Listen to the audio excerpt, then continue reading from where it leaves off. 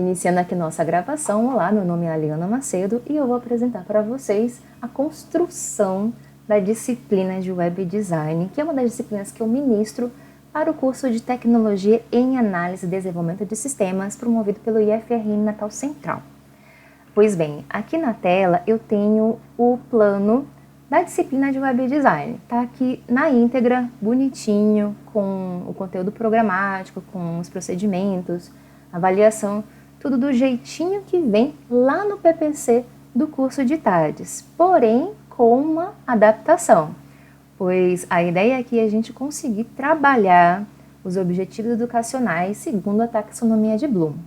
Então eu vou focar aqui especificamente no que interessa. Eu listei 6 objetivos educacionais que são necessários serem trabalhados nessa disciplina, que são eles: o primeiro, lembrar a sintaxe do HTML e CSS3, vou até usar aqui ferramenta de desenho para poder facilitar nossa leitura. Lembrar a sintaxe do HTML5 e CSS3, reproduzindo. Como que eu devo lembrar? Como é que essa pessoa, o aluno, vai lembrar essa sintaxe? Reproduzindo as atividades práticas de cada conteúdo. Perceba que cada objetivo inicia aqui com um verbo, que é especificamente o verbo da dimensão do processo cognitivo.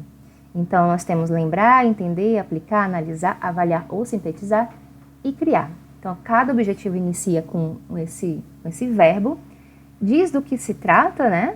E logo em seguida vem um outro verbozinho que é o como que eu vou desenvolver essa atividade.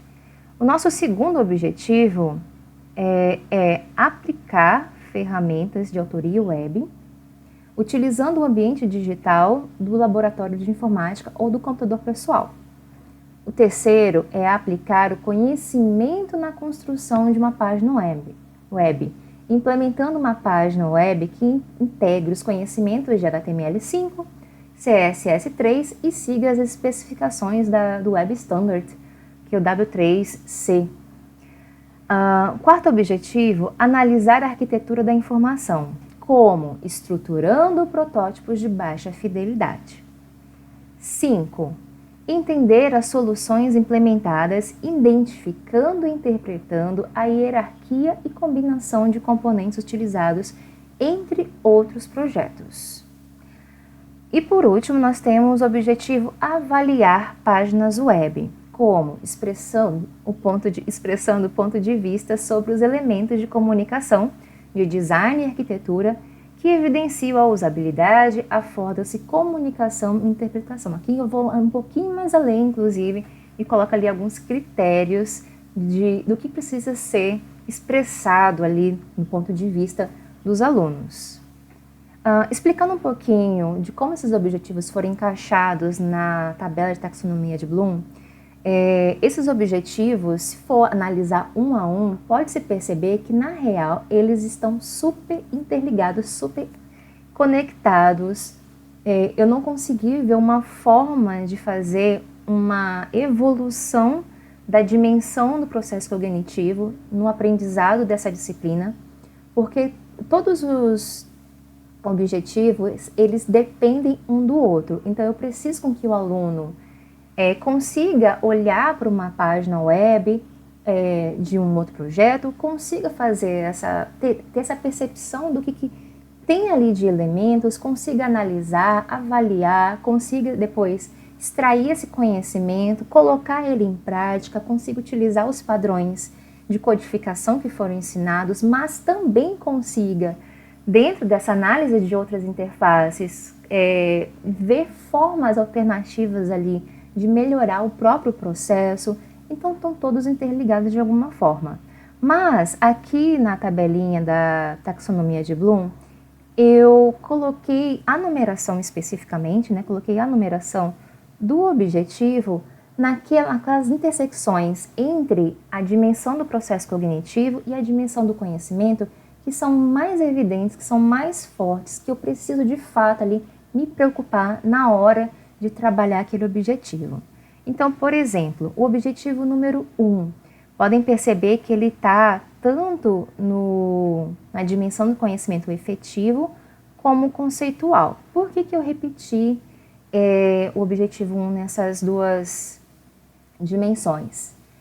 No efetivo, porque eu preciso com que esse aluno, de fato, consiga fazer a prática. Então, eu preciso com que esse conhecimento venha à tona e se torne uma prática, uma habilidade que ele vai desenvolver. Por isso que está no efetivo. O nível conceitual já é um nível de conceito abstrato, de como essa abstração consegue ali ser encaixada. Então, na hora, por exemplo, que o aluno está olhando uma página web, ele precisa ser capaz de fazer a identificação, é claro, por exemplo, da arquitetura, mas também que ele consiga idealizar ali na cabecinha dele como que aquela arquitetura ela está estruturada. Isso é muito abstrato. Então, assim, eu consigo mostrar algumas imagens, criar alguns modelos, por exemplo, criar caixinhas ali para mostrar mais ou menos para o nosso aluno como que aquela arquitetura está estruturada por detrás da página, né? Por exemplo, aqui a gente tem um cabeçalho, tem uma área de navegação, tem um conteúdo, tem um rodapé, e aqui todas as caixinhas estão dentro de uma página. Então, assim, esse seria o nível conceitual. Tem alguns outros objetivos que eles estão em duas caixinhas. Por exemplo, o objetivo 6 ele também está em duas caixinhas. Está no nível, vou até apagar aqui, está no nível conceitual, que é esse nível de abstração, e está no nível metacognitivo. Por que eu coloquei essa questão do metacognitivo tanto no objetivo 6 quanto no objetivo 5? Porque nesses dois objetivos eu preciso com que o aluno ele consiga não somente lembre das práticas, consiga fazer análise, mas eu preciso principalmente com que ele consiga ter a própria opinião, pensar no próprio processo, mas principalmente ele consiga fazer a conexão com diferentes conhecimentos. Então, por exemplo, no objetivo 6, eu preciso com que ele olhe outras páginas web e ele consiga ali identificar elementos de comunicação, de design, de qual área que é aquela página, de qual é o negócio daquela página, mas que ele também consiga ir um pouco além de web design, por exemplo. Qual é o tamanho desse projeto? Qual é o objetivo de uso do usuário nesse projeto? Qual é o objetivo da empresa que está desenvolvendo esse projeto? Como é que eu vou mensurar a produção? O quão grande vai ser? Qual vai ser o meu esforço na hora de fazer esse projeto? Será que eu consigo fazer em uma semana? Em um mês? Então, assim, como é que eu consigo de fato avaliar aquele escopo? Ok, espero que tenham entendido e tenham gostado também dessa explicação. Entendendo esses objetivos educacionais, eu parto aqui agora para mostrar para vocês de como foi estruturada a disciplina dentro do ambiente digital. No nosso AVA aqui, que é o Google Sala de Aula, eu criei uma disciplina chamada Web Design de TADES, para o curso de TADES, com os tópicos referências, unidade 1, unidade 2, 3, 4 e avaliação, que é a prova final, que eu espero que ninguém fique. Como essa aqui é uma cópia de uma disciplina real, então a avaliação final não tem nada, tá? Tá sem publicação nenhuma. Mas qual é a ideia aqui? Como esse curso ele é ministrado semestralmente, o curso de TADES, eu divido essa disciplina em 4 unidades para ficar. São 2 etapas, né, que o IFRN divide, 2 etapas. Então, unidade 1, primeiro bimestre, unidade 2, segundo bimestre, unidade 3, terceiro bimestre, unidade 4, quarto bimestre. A gente tem ali num semestre 4 bimestres. E, na verdade, não dão 2 meses, tudo bem. Em cada unidade, eu vou trabalhar um pouco do conteúdo e exercício. Então, podem perceber aqui que a gente sempre vai ter a exposição, né, do conteúdo e logo em seguida tem um exercício. Então, aula 1 e aula 2, expositivas, um pouco mais expositivas. Aula 3 é expositiva, mais uma prática de sala de aula, que também pode ser uma prática de casa. Então, Essa disciplina ela é linear de cima para baixo, tá? Eu deixo em cima as referências. Então, todos aqueles livros, literatura, links, material que é complementar ou às vezes obrigatório, mas se for obrigatório eu falo para eles e coloco lá na atividade também. Todo material de referência eu coloco aqui. Dependendo da disciplina, esse primeiro tópico ele é de referências e logo em seguida eu coloco um outro tópico relacionado a orientações sobre a própria disciplina. Então, primeiras instruções ali sobre a própria disciplina, para poder ajudar ali também na compreensão. Como essa turma é já familiarizada com o ambiente digital e tudo mais, então não existiu a necessidade, não senti essa necessidade de criar ali um tema específico para orientar, trazer as instruções de como utilizar o Google Sala de Aula ou sobre a disciplina. Coube aqui, dentro da primeira aula, a apresentação da disciplina. Então, o primeiro tópico aqui é a apresentação da disciplina. Todos os tópicos que são expositivos, que vêm com conteúdo, eu coloco sempre ali dois tópicos especificamente. Um é material complementar e o outro é material da aula síncrona. Às vezes essa nomenclatura muda dependendo da turma que eu esteja trabalhando. Mas qual é a ideia aqui? Material complementar é todo aquele material que não será trabalhado em sala de aula, mas que faz parte ali da necessidade de estudo do aluno. Então, qual o capítulo do livro, o link de algum artigo que precisa ser lido, um vídeo, estão todos ali material complementar. Pode ser entendido como material assíncrono? Pode, é justamente nosso material assíncrono. Dependendo da disciplina, que é justamente o caso de web design, eu sempre publico esse material antes, eu já posto esse material antes, que é para os alunos já irem estudando. E aí o material da aula síncrona eu só vou postar depois que finaliza a aula. Então, assim, isso é uma coisa super importante. Porque dependendo do material da aula, seria um spoiler, né? Adiantar ali o conteúdo. Então, eu coloco só depois. Mas eu já deixo ali engatilhado para poder atualizar. Deixa eu ver aqui o que mais. Pronto, eu fiz aqui a exposição, por exemplo, da aula 3. Percebam que eu sempre coloco a data, o número da aula e o tópico, o nome daquela disciplina. Para mim, isso é super importante.